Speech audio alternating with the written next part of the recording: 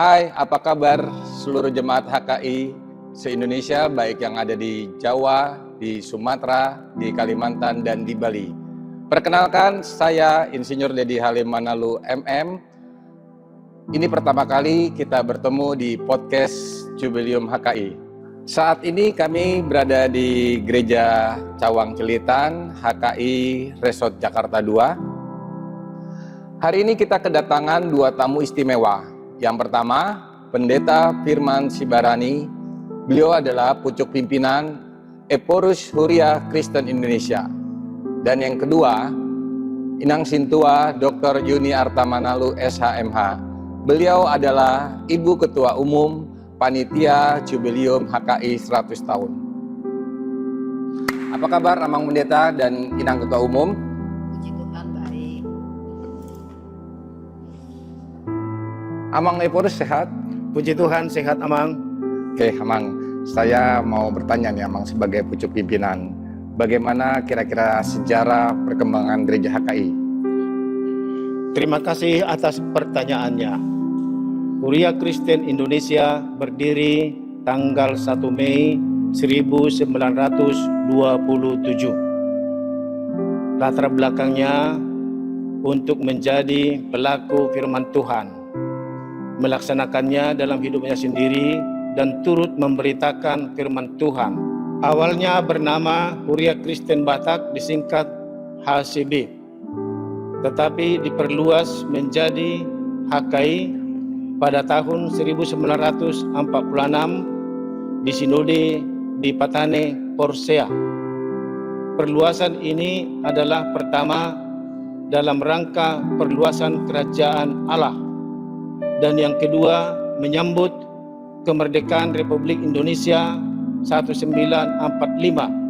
Nama itu mengikuti nama Indonesia. Demikian, dan sekarang Huria Kristen Indonesia sudah memiliki jemaat 900 dan warga jemaat 300.000 jiwa dan pendetanya 302 orang. Demikian Pak, terima kasih. Wow, cukup besar Amang ya, gereja HKI. Oke Amang, dengar-dengar nih Amang, banyak isu yang berkembang di luar sana. HKI itu merupakan perpecahan dari HKBP ya? Bener nggak Bang? Huria Kristen Indonesia itu gereja yang mandiri pada masa pelayanan misi RMG di Tanah Batak di Sumatera Utara untuk mandiri memberitakan firman Tuhan ke segala orang. Oke, terima kasih Amang Eporus. Clear ya sekarang ya Amang Eporus bahwa HKI bukan pecahan dari HKBP. Oke, saya kasih pertanyaan berikutnya boleh Amang Eporus? Oke, bagaimana dengan kondisi HKI saat ini? Huria Kristen Indonesia dari segi kuantitas berkembang hingga saat ini, dan juga wilayah pelayanannya meluas hingga ke Kalimantan di bagian tengah Indonesia, dan sekarang sudah ada 14 daerah, dan rencana tahun depan 2025 menjadi 15, yang satu yang baru di Kalimantan. Dan pelayanan HKI di Tritugas Gereja, Markuria, Koinonia, dan Diakonia sedang berkembang demi kemuliaan Tuhan dan berkat bagi warga dan bangsa Indonesia. 14 daerah cukup pesat Amang ya. 3 tahun ke depan HKI tepatnya di tahun 2027 akan berumur 100 tahun. Apa rencana menghadapi itu semua Amang? Huria Kristen Indonesia akan mengadakan perayaan jubileum 100 tahun. Ada tujuannya. Yang pertama, bersyukur kepada Tuhan. Yang kedua, HKI memberkati Indonesia. Untuk itu, HKI sudah mengangkat panitia jubileum untuk mengadakan kegiatan-kegiatan Dan di sini ada Ibu Sintua Dr. Yuni Arta Manalu sebagai Ketua Jubileum HKI. Beliau nanti akan memberitahukan, menjelaskan kegiatan-kegiatan perayaan jubileum tersebut. 100 tahun HKI. Wow. Saya saja masih berumur setengahnya. HKI sudah umur 100 tahun. Dan 3 tahun ke depan, tapi panitia sudah dibentuk dari berapa waktu lalu? Kita tanya sekarang Ibu Ketua Umum, apa rencana panitia menghadapi HKI 100 tahun? Puji Tuhan, panitia sudah dibentuk oleh Amang Eporus dan kami ditunjuk berdasarkan SK dari Eporus. Sejauh ini panitia sudah bekerja 2022 dan 2023 kami sudah melakukan kegiatan.